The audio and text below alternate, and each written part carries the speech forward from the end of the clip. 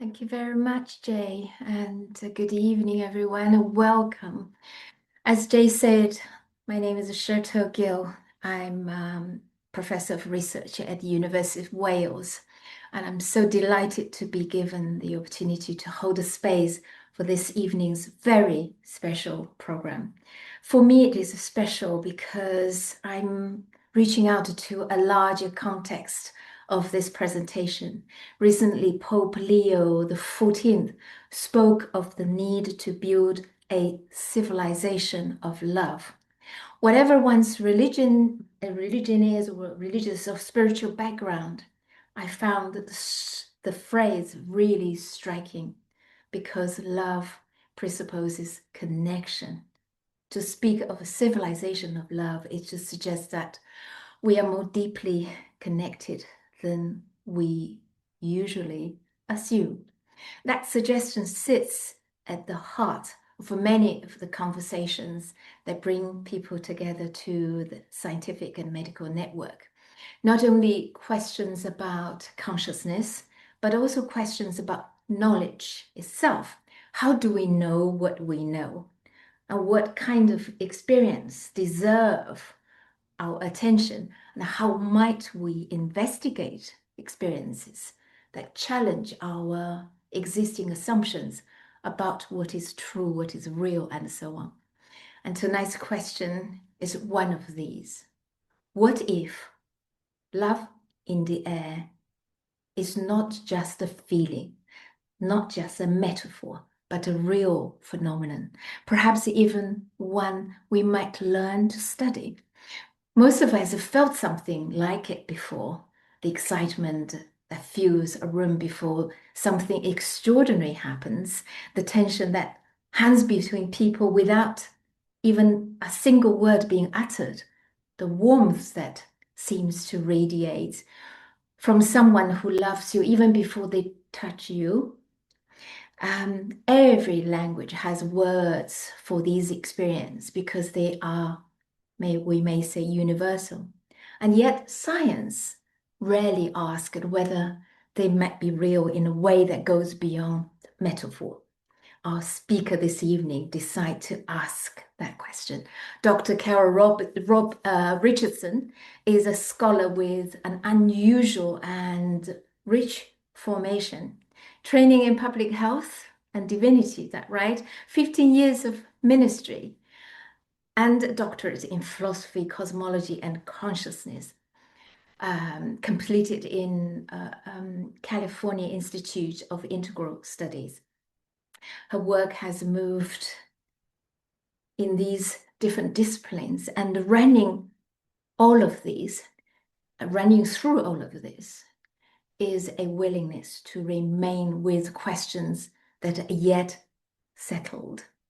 As a part of her doctoral research on universal consciousness and the quantum vacuum, Carol designed an online survey exploring people's experience of sensing the subtle energy of emotions around them. The responses were just remarkable. And tonight, she shares the full findings with us. So if something like love in the air is real, the implications for how we understand the consciousness connection and what it means to be human are just considerable. And if the question remains open, then how we hold it matters just as much. So I hope we can approach this evening in a spirit of both curiosity and discernment, not rushing to conclude, but remaining genuinely open to inquiry. And that, after all, is what this network is for. There'll be time for questions and a conversation after Carol's presentation. And for now, please join me in welcoming Dr. Carol Richardson. Thank you so much, Sherto. That was so lovely. I couldn't ask for a more beautiful and loving opening. That was perfect. And I'm so grateful to all of you who are here. I have felt in moments so nervous about this, and then I remembered, oh yeah, I love the people of the Scientific and Medical Network, and I'm just going to be honest, that's what's going to help me as I've joined and attended so many sessions here, and I just love the beauty and wisdom that people bring to the SMN. So I'm grateful everyone's here. Um, love the hearts. Um, so I just gonna add one note. I've had so much going on in my life recently. I'm so incredibly grateful. I just got to go to Ecuador and present there. Speaking of loving places, that is, people are so open-hearted there. And I went there for mystical reasons as well as to present and encountered that more mystical experiences there. So it was so lovely. And I just recently got hired to be a part-time assistant professor at National University. National University is, I think, 30 years old. It has a very lovely philosophy of empowering people, and I'm getting to teach multicultural mental health right now. And so that in itself fits in with this whole theme of, a civilization of love that you mentioned, Sherjo, that Pope Leo um, is inviting us to. So I believe multicultural mental health is part of that. I'm going to go ahead and share screen. I hope that will really work.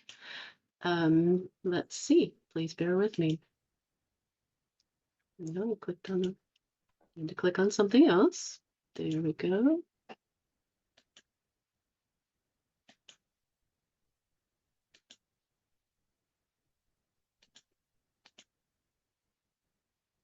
Alrighty. So this talk is about transpersonal fields of love and detecting the subtle energies of emotions. And I'm going to present original research into people's abilities to detect transpersonal fields of the emotional energies of consciousness.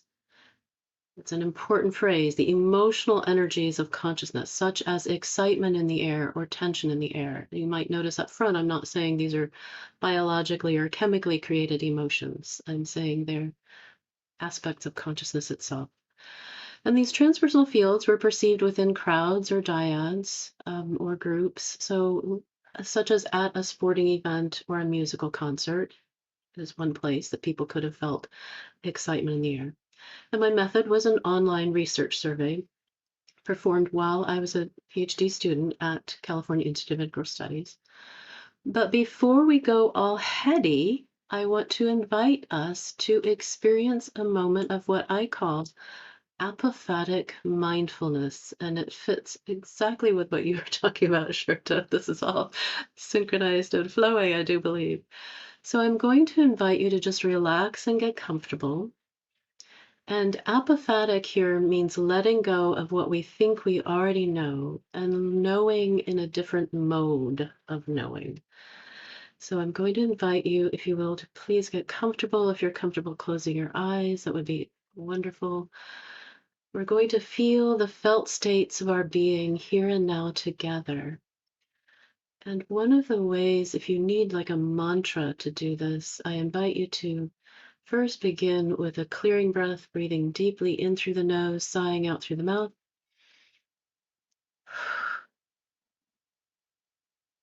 And then if you'd like that mantra, you can think breathe as you breathe in and being as you breathe out.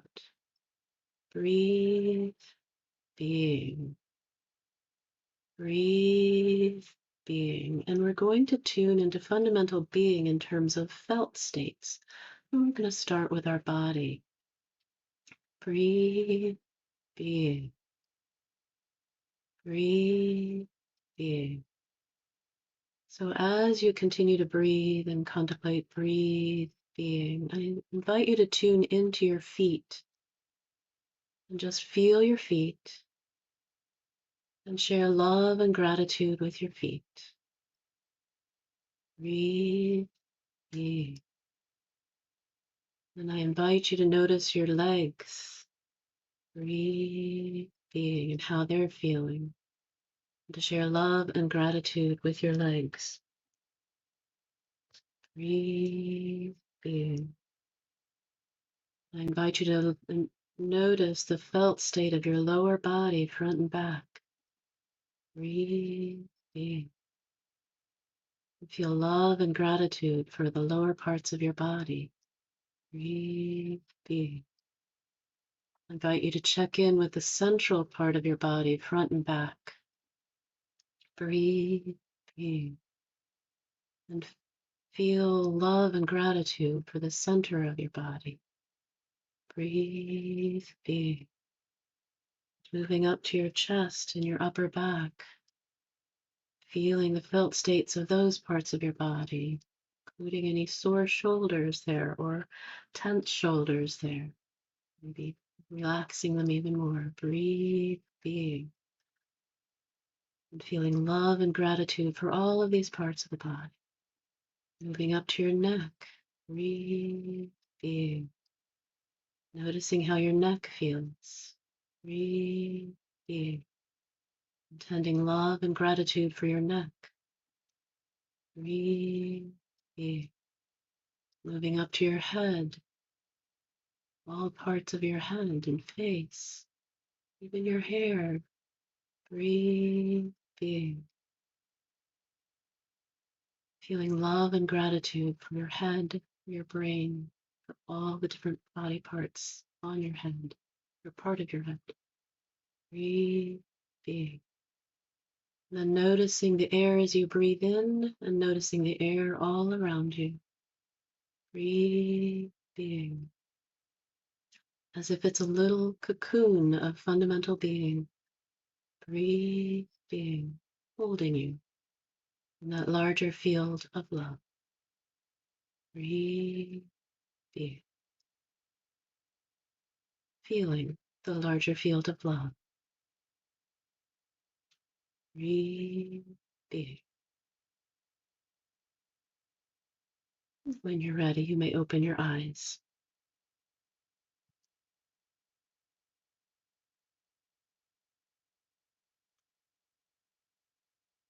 So now that we felt our lovely felt states, I hope that felt lovely for you. I'm going to get all heady for a little while here.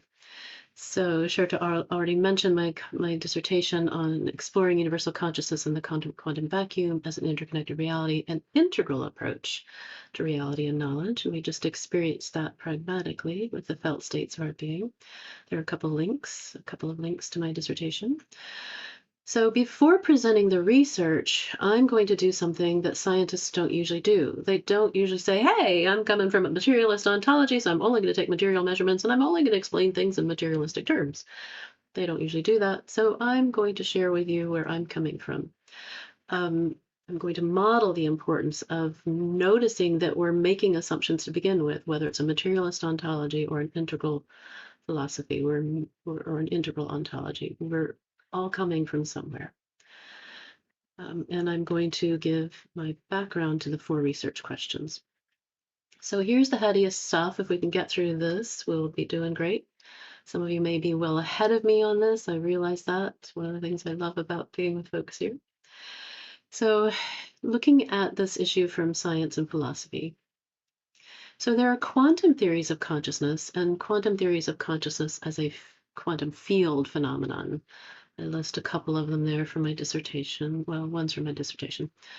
It's important that we don't just think about consciousness as something going on in our brains, but to go, okay, it's happening at a quantum level. So what does that mean? If it's a field and energy is zinging around in a field, the way energies, flow around in quantum fields, what's really happening? What is the nature of consciousness?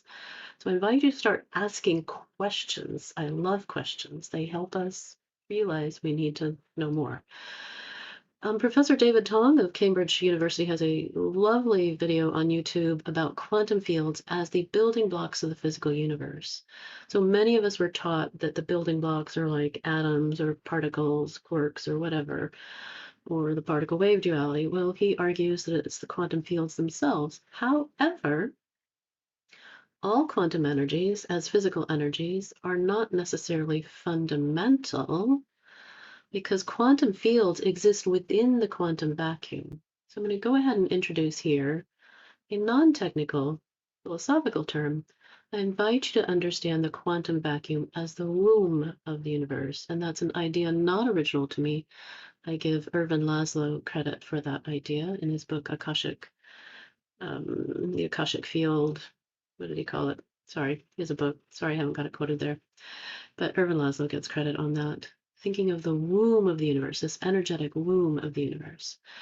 And the quantum vacuum is more fundamental even than space-time and those physical energies. And the quantum vacuum is not only more fundamental, it's this amazing, mysterious place where there's this sea of virtual energies and sea of virtual particles.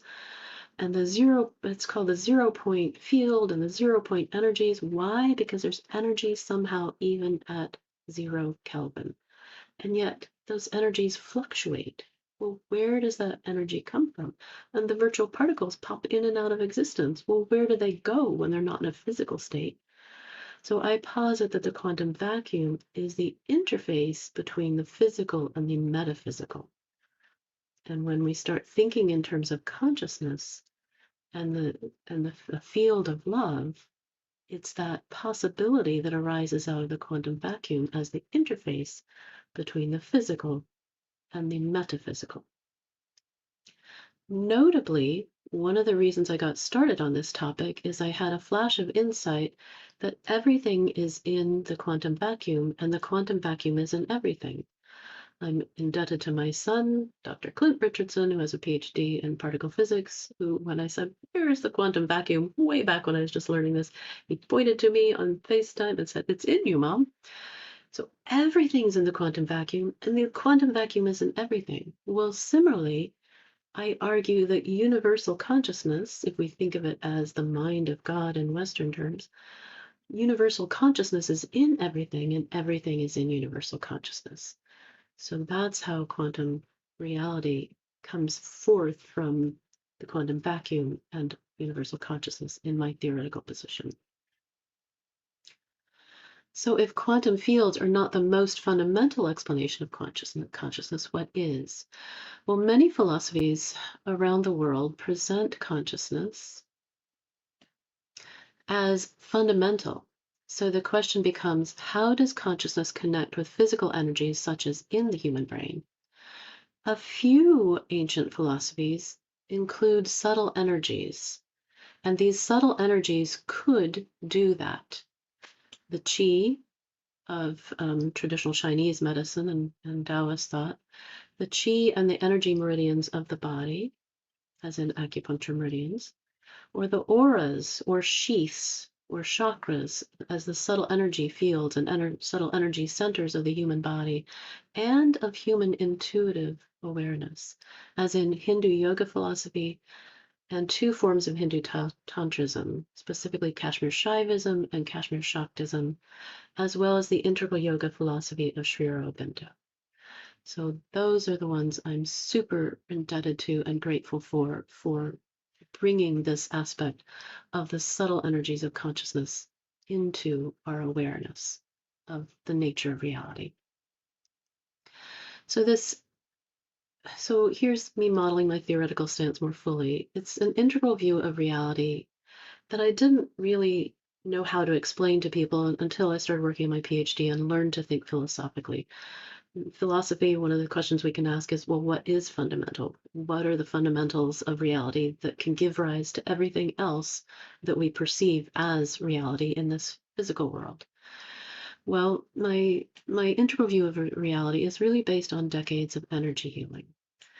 And as I learned to think philosophically, especially about energy healing at a distance, we're talking remote distances, different states in the US, from Maryland, right outside of Washington, D.C., to Sweden at one point, to uh, South Korea at one point.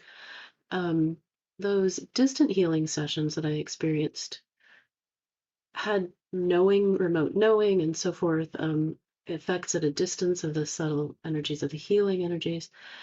And I wondered, well, how can I explain that? And I realized that it's consciousness, subtle energies of consciousness, and intention are all needed. They're the three fundamentals that are needed in order to have the experiences I've had in distance healing, remote knowing, miracles sometimes have occurred. And so I call this holistic philosophy because along with the consciousness and subtle energies, I add in intention.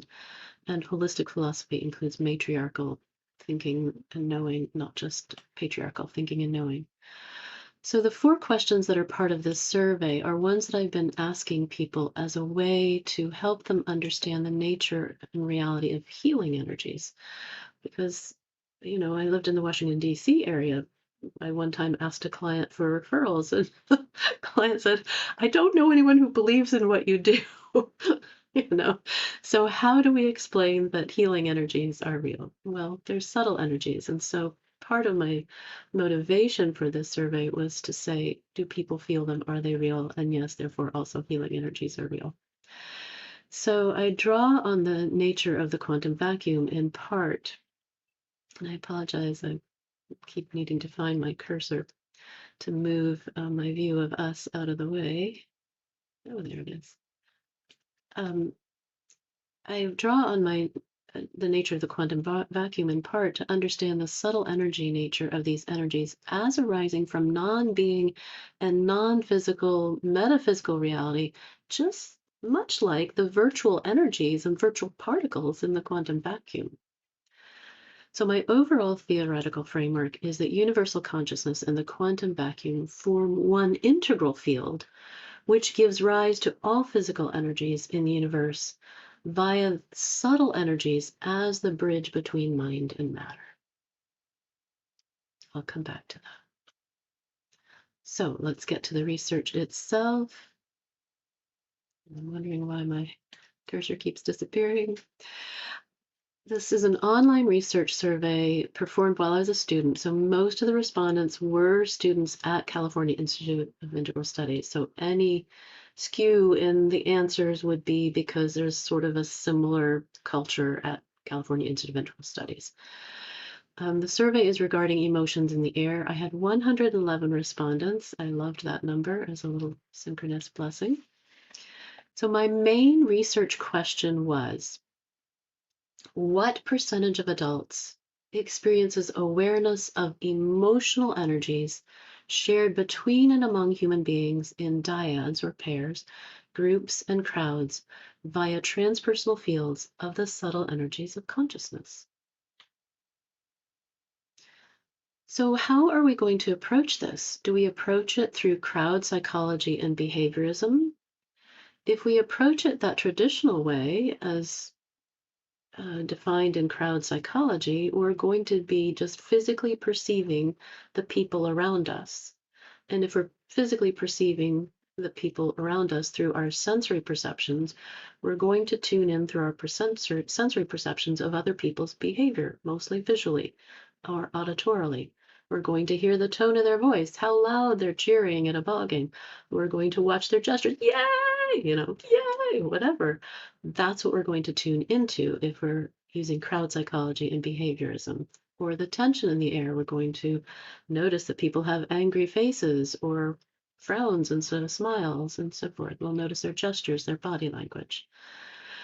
Or are we going to approach this research through transpersonal psychology? If we approach through transpersonal psychology, then we're going to be able to include intuitive and empathetic or empathic perceptions of fields of subtle energies in these transpersonal fields. I have a little note here. If we get time, I would love to discuss this maybe in the question part. I believe that the subtle energies give both a better explanatory value for both mob psychology, because there's a shared mentality in mob psychology. How do we get there? I would argue it's the subtle energies of consciousness. And better explanatory value for mirror neurons. We have mirror neurons so that we sort of imitate each other's behavior or match and so forth, and our brains sync up often when we're together. How does that happen? I would argue that it's the connection of the subtle energies of the fields of consciousness we bring with one another. Just a note, transpersonal psychology was a term coined by Stanislav Grof and shared with Abraham Maslow and Anthony Sutich and others to describe the non-local nature of consciousness, as well as the holotropic nature of consciousness. And there he means holotropic is growing into wholeness, but it also reminds me of holographic. So I think that's also a helpful way to start thinking here. So my secondary research questions for myself were, can people feel emotions in the air? And can a materialist ontology explain people's ability to feel excitement in the air and tension in the air? And here are my hypotheses going in. So I theorize that physical senses alone are not enough to detect the energies, the subtle energies of emotions in groups or dyads. I theorize that transpersonal fields of consciousness are real phenomena, um, and subtle. Those transpersonal fields are subtle energy fields of consciousness. I also theorize that consciousness itself is a non-material phenomenon or field phenomenon of awareness with integral subtle energies that have the agencies of willing, knowing, and acting as maintained by some ancient Hindu philosophies. I'm indebted to Arthur Avalon, aka Sir John Woodruff, in his book Shakti and Shakta, for that concept. And I also theorize that subtle energies of consciousness are intuitively sensed as subtle vibrational fields of emotions and of consciousness. I don't know how multicultural this word is, but the vibes. So here in America, we talk about the vibes in the room. You can feel that person's vibes. You can feel the vibes in the room. Or if you're California dreaming with the Beach Boys, you talk about those good vibrations, you know. So that's what we're talking about here. And the question becomes, could they be physical? Could they really? So you might object at this point that I'm making assumptions and trying to prove them. I realize that philosophically, in terms of philosophy of science, you might do that. But my answer to that, my main answer to that, is that science-based and materialist ontologies presumes a materialist ontology and a materialist explanation, and then goes ahead and takes physical measurements. And if it takes qualitative measurements, it converts them into answers that include um, just, as practical material biological, chemical, whatever answers that they could. For instance, I found one research survey. The only other research I've found on tension in the air was a lovely work by a German man. Sorry, I don't have this in here to quote, who found that in movie theaters, people release a chemical in the air, and when there's tension in the air. So I had a discussion with somebody who has a materialist ontology, and they were like, well, see, the people were just feeling the chemical in the air. Well, to do that, we'd have to describe physical energies as conscious and emotional. And we don't define physical energies that way. I'll come back to that. But actually, the chemical in the air was the downline product of the emotional tension. People felt the emotional tension in the movie theater, and then their physical muscles tensed up. And the chemical was a result of the physical tension of their muscles. So I have not yet found anything showing that these could be physical energies in any way. So I did end up going around and looking for that kind of thing. So my second answer has to do with, again, I've lost my cursor. Oh, there we go. Great. The empirical experiential basis of my hypotheses. Again, we look at the quantum vacuum, we have quantum non-locality, the 0 point energies, and the virtual particles. They spend time in states that are non-physical, because where do they go? Energy, is neither created nor destroyed, so where do they go? Well, you can argue that they're metaphysical. And also I draw from the energy healing sessions, in which non-local conscious knowing occurs, and transpersonal subtle energies of consciousness can be felt remotely. Yes, these energies can be felt remotely. So the methodology, specifically the online research survey with these questions, I'm going to jump right into them, as well as age, gender, worldview. And I gave people the opportunity to give free answer responses regarding their experiences, and then also regarding their sense of self and their worldview. Oops, button. So let's just jump right in. Feel free to add your responses with emojis or whatever you would like to add. Have you ever been at a ball game? I realize that's an American expression, sporting event, or musical performance in a large stadium or auditorium and felt the excitement in the air? Woohoo! I'm hoping you have. Well, as we can see here, out of 111 responses, we had, we've got to move the S out of the way. 107 yes responses, 96.4% of people said yes. There was only one no response. There's a story behind that. I know the gentleman, there's a story. And 3 maybe answers. The maybe answers are super important. I'll get back to that. Have you ever been in a meeting where you could, oops, sorry, where you, with other people when conflicts came up and you could feel the tension in the air, as like the old saying that we have in English, and I hear it's also in French, the tension in the air was so thick you could cut it with a knife. Again, we have 96.4% of people saying yes. The same gentleman said no, and this time 4 maybes. And there are a couple issues with my Google Forms. Please describe that experience. Please ignore that. And there's going to be 1 or 2 more slides where I had problems with my Google Forms. So learning how to use Google Forms. Thank goodness I did not have to become an expert in Google Forms in order to earn my PhD or successfully earn my defend my dissertation. So, alrighty, question number 3. Have you ever been physically close to another person who either became so anxious or so angry that you could feel the anger or the anxiety coming off of them, and it most likely felt uncomfortable? Just sometimes we refer to that as being in somebody's bubble or them being in our bubble, and it feels uncomfortable having them in our bubble or being in their bubble. 90% said yes. 4 said no. Hopefully they just never had anybody get that angry or that anxious, but we don't know in this survey. It's a good point to add in future surveys. Maybes went up to 7. Now, I want to go ahead and talk about that. One woman helpfully described that when this kind of event happened, she wasn't sure if it was her energy or someone else's energy. Okay.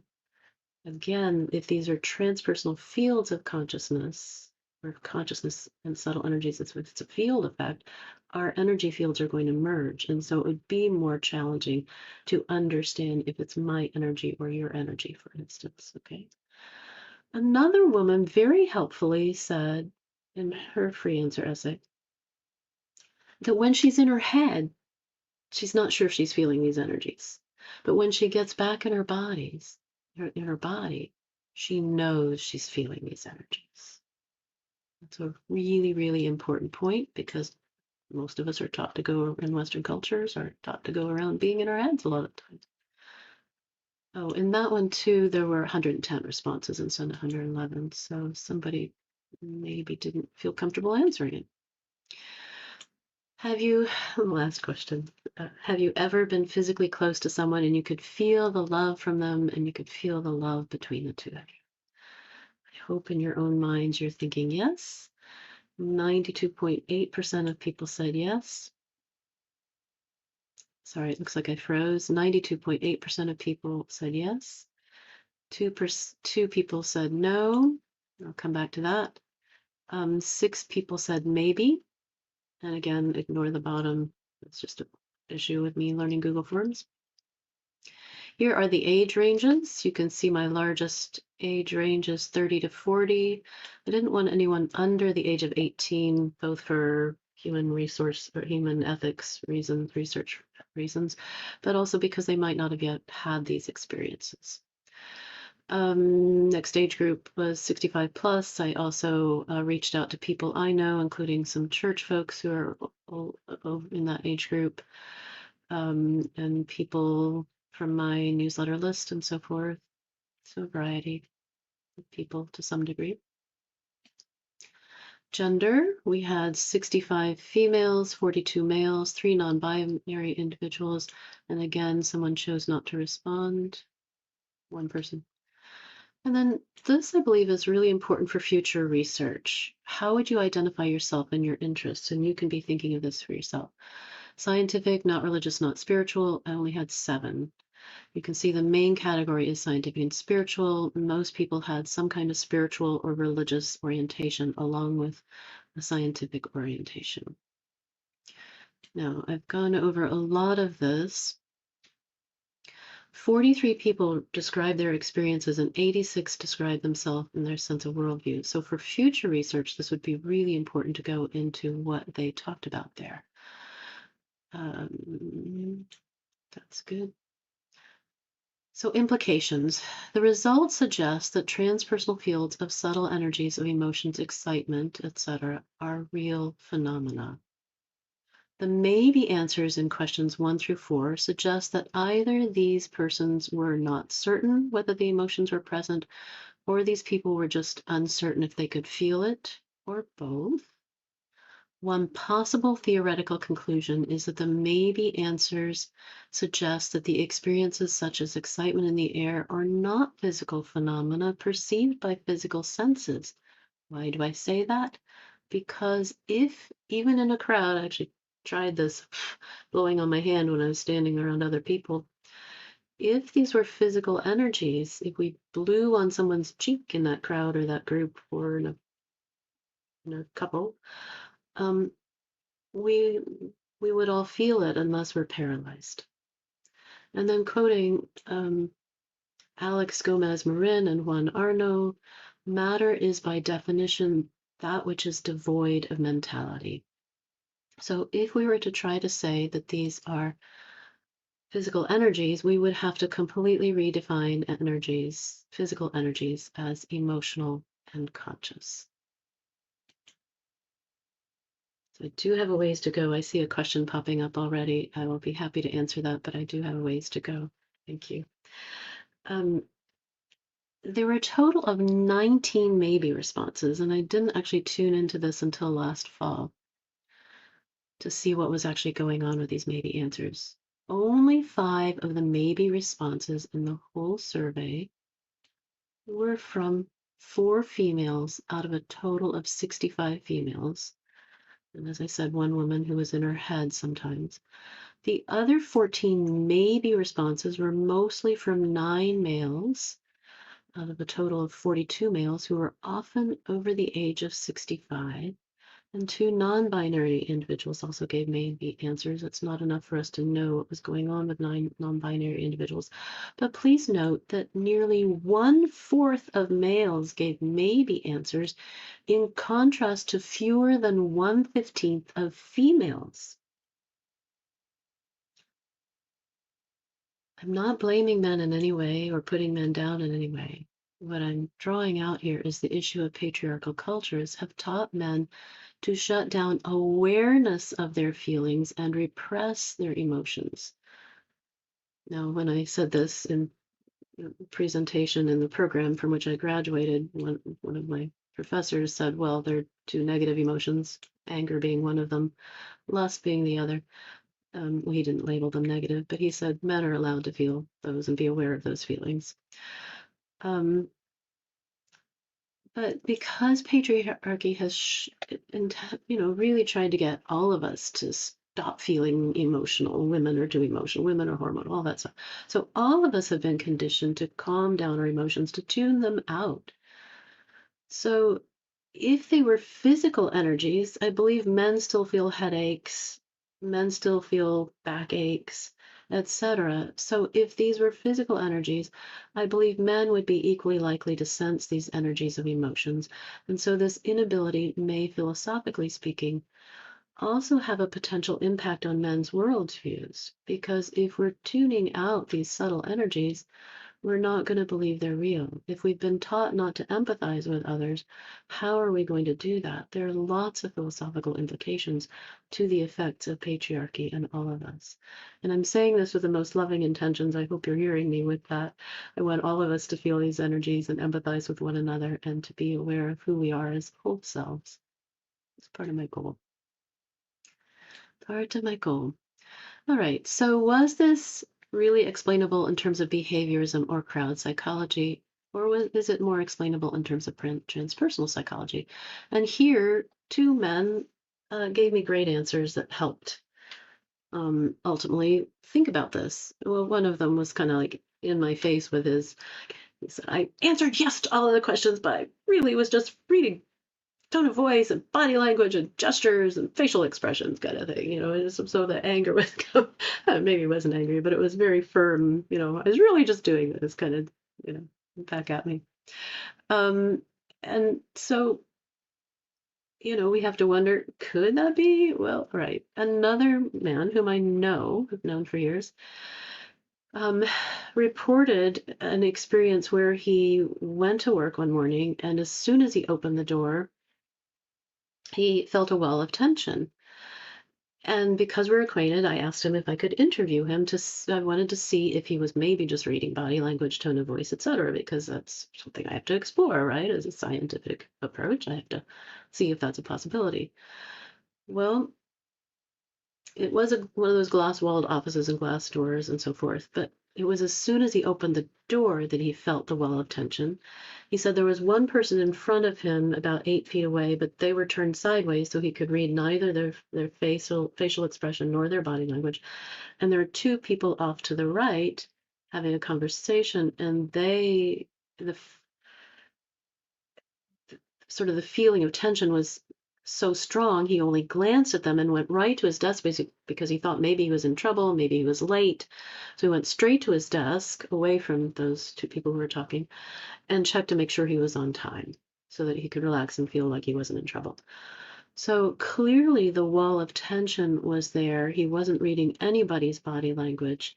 He didn't need the body language, tone of voice, etc., to perceive the wall of tension. So he's giving what amounts to a transpersonal psychological field of consciousness kind of answer. So one can conclude, as I do, or at least theorize, that this was transpersonal tension, which was neither physical energy nor physically perceived, but which consisted of subtle energies which were intuitively perceived.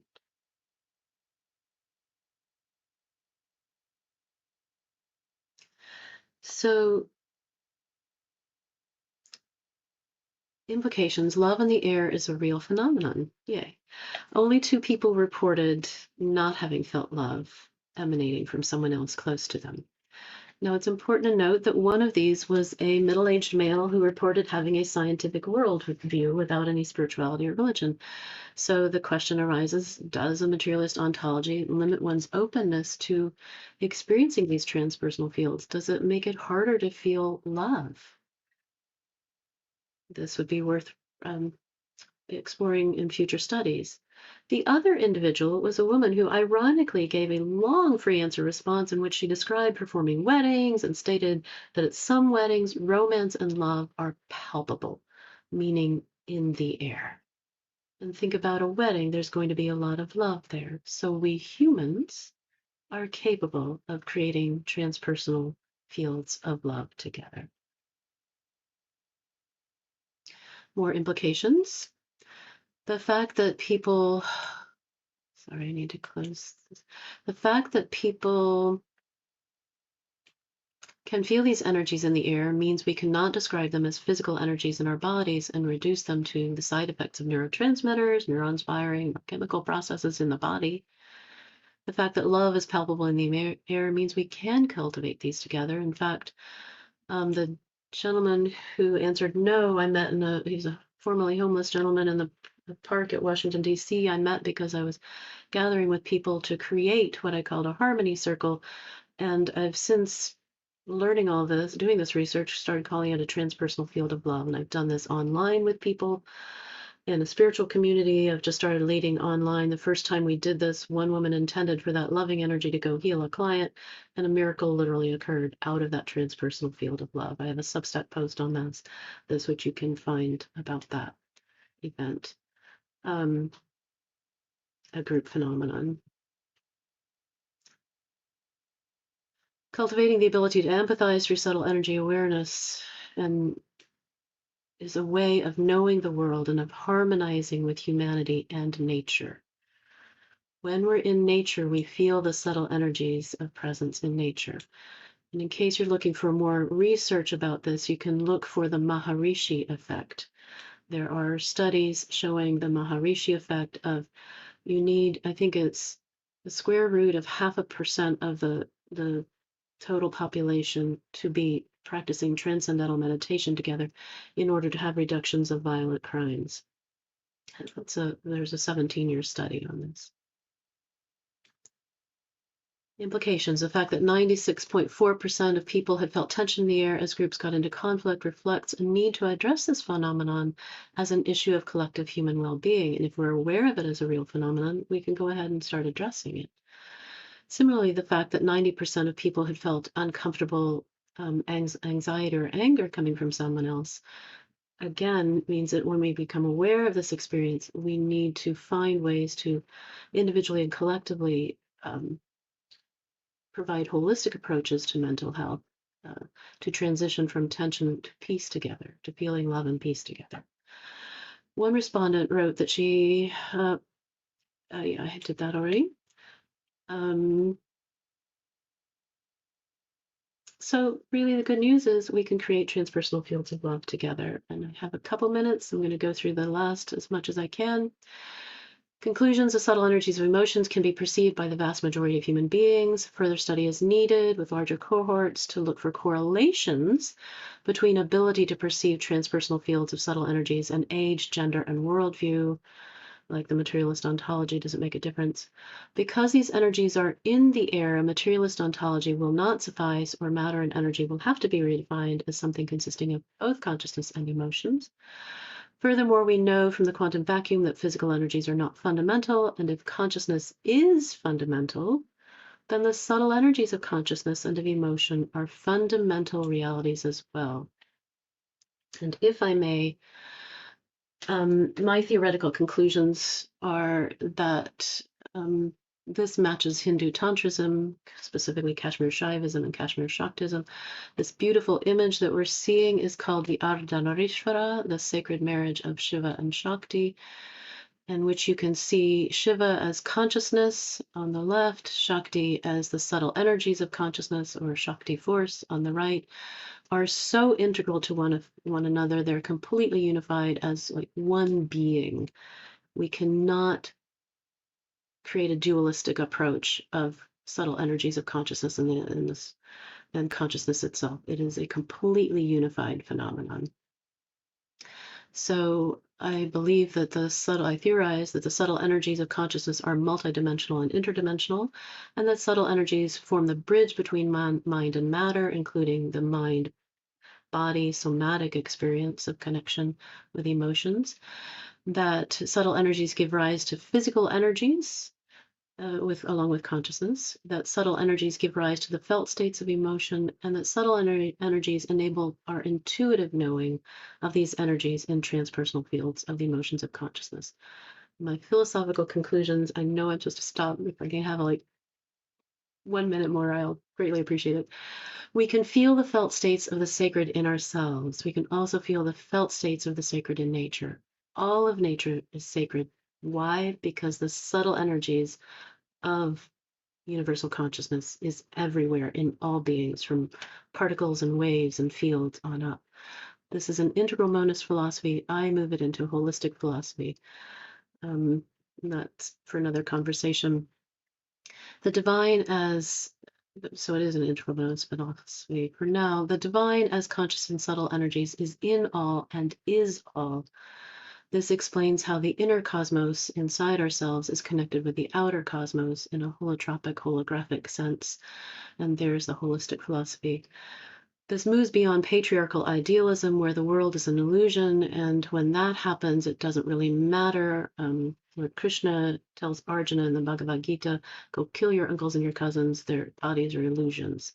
Look where that's gotten us today. So morally, this holistic or integral philosophy invites us to see all beings as sacred. So morally, it matters what we do to bodies, it matters what we do to nature. And thus, in this perspective, we're moving from the Bhagavad Gita as part of the Mahabharata epic to the Shanti Parva, which is also part of the Mahabharata epic. The Shanti Parva is the book of peace, where Dharma, righteousness, is the upholding of all creatures. And the universe is one field of love.